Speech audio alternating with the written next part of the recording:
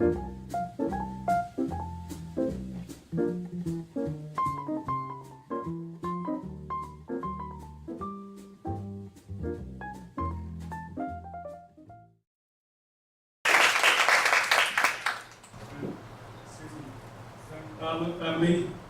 and Hannes for setting this wonderful symposium up.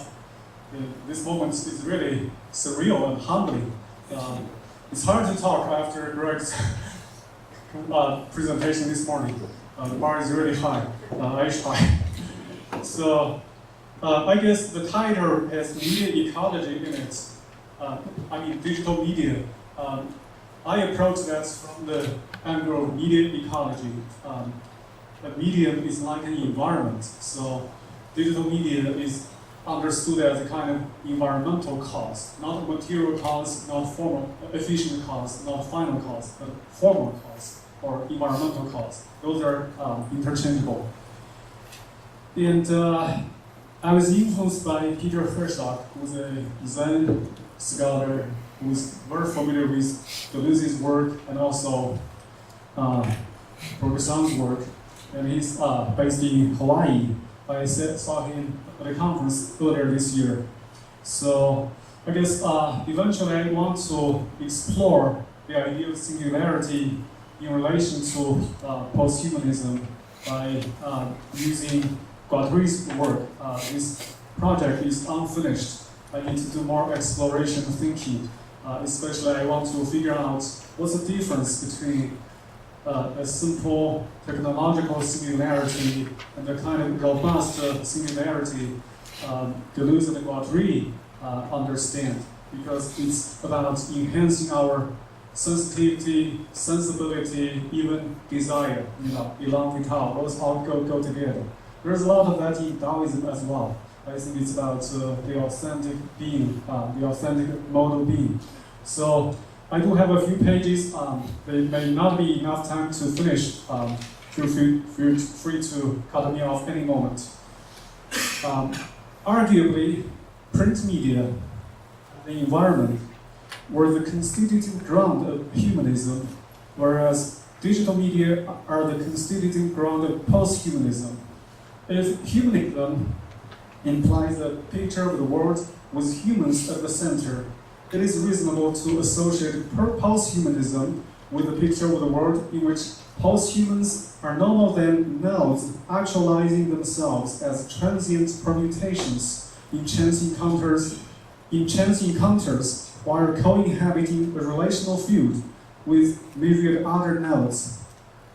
Print media created a culture of standardization, which is a recipe for competition.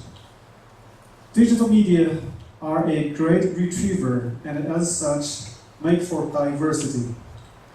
Print media correlate with a Darwinian sense of ecology, which emphasizes competition, natural selection, and survival of the fittest. Digital media reinforce a Bergsonian sense of ecology, which emphasizes creative evolution, differentiation, and the notion of different for, as well as different from. The Bergsonian environmental ecology is typified by the profusion of symbiosis, and contrapuntal relations, just as the Bergsonian mental ecology is characterized by the proliferation of productive interfaces and neg-anthropic encounters. Such a mental ecology affords what Flusser calls the global cerebral orgasm. Print media intensify a sedentary mentality that prizes possessions and the actual. Digital media revive a nomadic sensibility that cherishes experience and virtue. Humanism is to Newtonian physics as posthumanism is to quantum physics. Humanism is a species of ontologism, whereas posthumanism is a species of interologism. The latter, interologism, is more attuned to ecological thinking. Bergson's style, which foregrounds relationality, reciprocity, co-functioning, and co-evolution, In terms of propensity, the culture grounded in digital media points in the direction of interologism and ecologism. The fact that digital media have been exploited to intensify possessive capitalism is attributable to a cultural lag. We're driving into the future while looking into the rear view mirror, as Marshall McLuhan puts it. We're yet to precipitate the advent of a full-fledged posthumanism, which is still no more than an imminent event on the horizon. It is misguided, though, to assume that digital media will simply liberate us without also controlling us. There is such a thing called digital betrayal, which is starkly understudied. Ecological awareness was triggered by Sputnik, the Russian satellite, man-made satellite. This awareness was intensified by digital media, which enhanced network logic and relational orientation, and obsolesced linear logic and entity orientation. Sputnik marked the figure-ground reversal of the technosphere and the biosphere, which is to say, the biosphere has since become a figure against the ground of the technosphere. The latter, the technosphere, has long since become our second nature, pun intended. As a total ground, Spinozan nature encompasses both spheres. The world has since entered into a post-evolutionary era. The implication is that evolution and morphogenesis in Spinozan nature will be driven by involutions between the biological and the technological. The human-computer assemblage has functioned as a great accelerator in this process. From today's horizon, an adequate discussion about ecology necessarily involves technology, including money, the phonetic alphabet, the printing press, IT, artificial intelligence, virtual reality, bionics, robotics, bioengineering, genetic engineering, nanotechnology, etc., etc. The working assumption of media ecology as a style of exploration into the human condition is that a technology is a medium is an environment. It was insightful of Guattari to see the environmental, social, and mental ecologies as in dynamic relation with one another. The picture, however, is incomplete without taking into consideration the ecology of technologies, or simply media ecology, which bears significantly upon the three ecologies examined by Guattari. Over the course of history, there have been a series of break boundaries. The invention of the phonetic alphabet, the printing press, telegraphy, and the computer are among the eminent ones. Each historically new technology or medium radically transforms humans' relation to the natural environment, human sociality, and the ecology of mind. In a predominantly oral society, somebody who writes is presumably a post-human, to echo the previous presentation. To offload one's memory onto a surface of inscription entails not only a different way of using one's brain, but also a different mental posture toward everything else, including nature and other people. The technology of writing is more or less a Trojan horse. Objectification, detachment, subject-object dichotomy, action without reaction, linear-mindedness, and the divorce of vision from other senses are the psychic goods hidden inside. Historically, this psychic inclination was intensified by the phonetic alphabet and consummated by the printing press. The computer makes another good example. Without the computer, the invention of the atomic bomb and the decoding of the human genome map would be unthinkable. To use Paul Virilio's vocabulary, the information bomb catalyzed the advent of both the atomic bomb and the genetic bomb. the natural environment has now been turned into the content of an information environment, which resides largely between computers. The socius has more or less been reduced to a mediated metaphor of itself. Thanks to computer networks, mental ecology has become a tangible sensation. Media ecology, however, has its own deficiencies. The language of media ecology. It concerns itself mainly with the psychic and social consequences of technologies or media, but does not pay as much attention to the environmental impact, even though it has been inspired by the root metaphor of ecology. Furthermore, it takes the human body-mind with its myriad capacities, potentialities, extendabilities, and affectabilities as the etymology of technology. As such, it betrays an anthropocentric and a humanist bias. It is time for us to make a strategic shift of perspective and envision the world in terms of the ecology of machinic assemblages, which encompasses all four dimensions, including the environmental, the technological, the social, and the mental. For the Spinozist, the four dimensions are really one. Culture is simply nature becoming self-conscious and self-reflexive. This is an at once monistic and a pluralistic view of the world, a view that is thoroughly Spinozian and Deleuzian.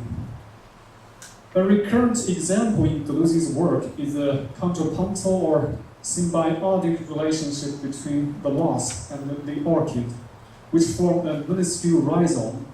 The wasp is part of the orchid's reproductive system, whereas the orchid is part of the wasp's digestive system. To use Samuel Butler's logic, the wasp is the orchid's way of making more orchids.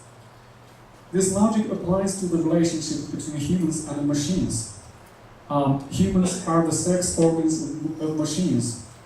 The prospect of love and sex with robots simply adds another wrinkle to the picture, calling to mind Shakespeare's title, Love's Labour's Lost. If the celibate machine interrupts reproduction, the non-celibate machine interrupts it even more. In history, humans have had symbiotic relationships and co-evolved with everything from birds, dogs, horses, crops, to medicine, cars, computers, smartphones, and intrusive micro-machines. Staring at the smartphone while walking, for example, may end up enhancing our peripheral vision. Flusser suggests that there is a difference in kind between the handman, the toolman, the machine man, and the robot man. To use Deleuze's language, the difference resides in the nature of the machinic assemblage that take up humans as their constituent elements. Humans have participated in the ecosystem as elements of machinic assemblages all along. The hyphen in the phrase, the human technology assemblage, is intrinsically interesting.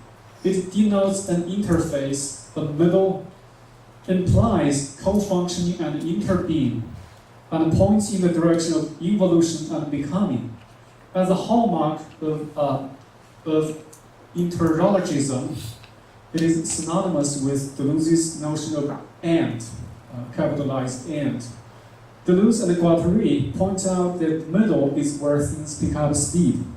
The human technology assemblages is a recipe for acceleration, thanks to which humanity is now pausing on the threshold of another break boundary. The human technology assemblage has evolved and diversified so much that there is barely any natural enemy to hold it in check anymore. Darwinian natural selection has relaxed and given way to artificial selection. Evolution has been rendered obsolete by post-evolution. Bergsonian differentiation has been largely trumped by teratological experimentation, which is to say, creative evolution has given way to the making of monsters through runaway prosthetics and glycomatous genetic engineering. Peter Sloterdijk, the German philosopher, responded to the genetic reform of the species' properties by announcing the end of the era of humanism and the beginning of the human park. Virgil's deep anxiety about the creation of superhumans and subhumans, the pluralization of the human species, and the rise of super-racism is highly warrantable. The anxiety has been haunting humans for a long time and manifests itself in a whole series of sci-fi narratives, including Mary Shelley's Frankenstein. Raymond Kurzweil's futuristic writings on singularity have been born of the same anxiety/prospect. Deleuze indicates that when evolution transpires between two terms, both terms will end up being transfigured. The reasoning applies to humanity and technology. As a life form, humanity is full of versatility and potentiality.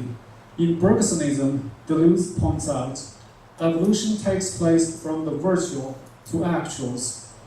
Evolution is actualization, actualization is creation. This is essentially a nutshell statement about élan vital and creative evolution. The life impulse that manifests itself as humanity's open-ended and spontaneously self-creating. Its encounter with technology will bear upon the form life assumes, the form élan vital assumes. Élan vital is precisely what Zenists call self-nature, which is to be intuitively grasped.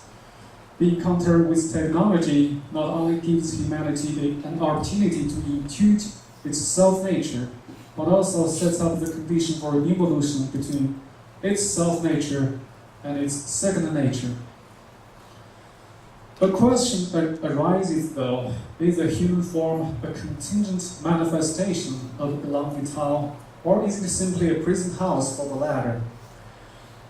Deleuze's vitalistic corpus seems to be ambivalent about this, and rightly so. As such, it lends itself to divergent appropriations.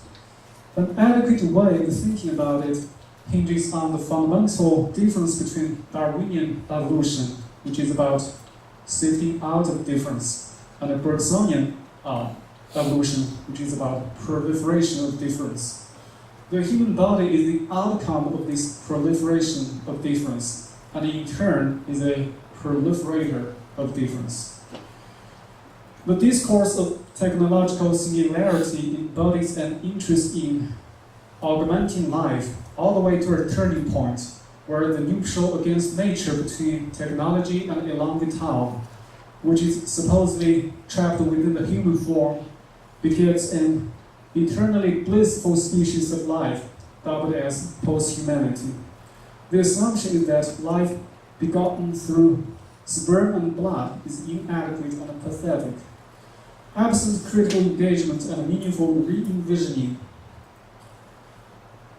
the discourse of technological singularity can easily become a self-fulfilling prophecy. We're better off without being single-mindedly wedded to such a discourse. Singularity is supposed to be radically plural.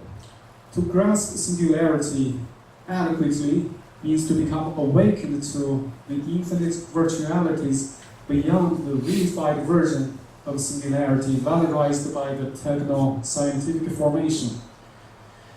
Marshall McLuhan points out, any new technology is an evolutionary and a biological mutation, opening doors of perception and new spheres of action to mankind.